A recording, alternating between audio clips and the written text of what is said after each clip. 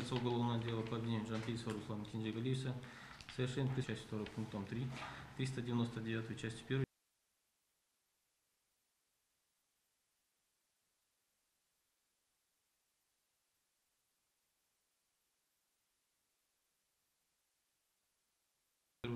Уголовного кодекса Республики Казахстан.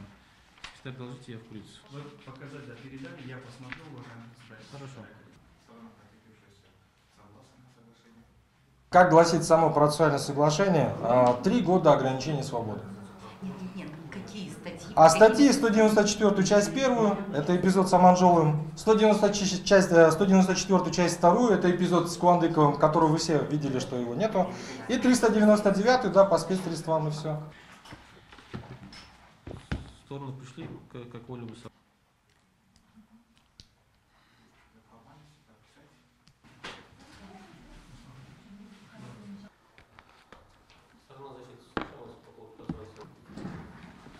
Прошу всех.